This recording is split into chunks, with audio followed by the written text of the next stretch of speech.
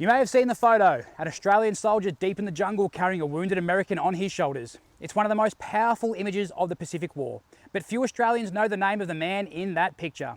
This is the story of Leslie Bull Allen. Leslie Allen was born in 1916 in Ballarat, Victoria. His childhood was hard. His mother died when he was young and his father later abandoned the family.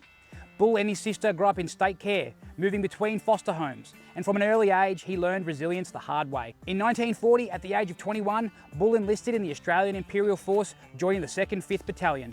But he wasn't a rifleman, he became a stretcher bearer, which is a role that's often seen as more dangerous than carrying a weapon because it meant moving unarmed under fire. Bull saw service in North Africa, Syria, Lebanon, and later in New Guinea. In July of 1943, during fighting at Mount Tambu in Papua New Guinea, Australian and American troops were holding jungle ridge lines when a Japanese attack left men wounded and pinned down.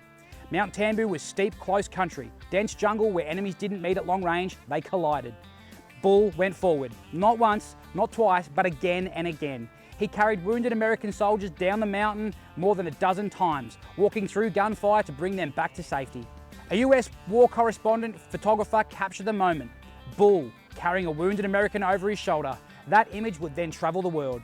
Later, fellow soldiers recalled bullet holes through his uniform, hat and equipment. Bull simply said he was doing his job. Later that year, in November of 1943, at a place called Crystal Creek on the Huon Peninsula, Bull again rescued wounded mates under fire when no one else could reach them. For his sustained bravery during this period, Bull Allen was awarded the Military Medal. After the war, the Americans never forgot what he had done. For his actions at Mount Tambu, the United States later awarded Bull the Silver Star, sent to him quietly, by post, to his home. But the cost of war was heavy. Bull suffered severe combat stress. He became withdrawn and at times unable to speak. In 1944, he was medically discharged, and it took 6 months before he regained his speech.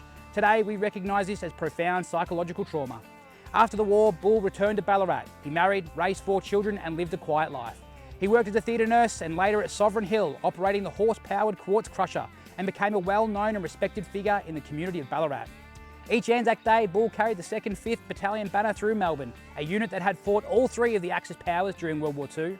Leslie Bull Allen sadly passed away in 1982. He's buried in Ballarat, remembered by his family, fellow veterans and the men whose lives he carried out of the jungle. But Bull never called himself a hero. But sometimes, courage is simply refusing to leave others behind. That's the story of Leslie Bull Allen, MM, and that is a story worth remembering.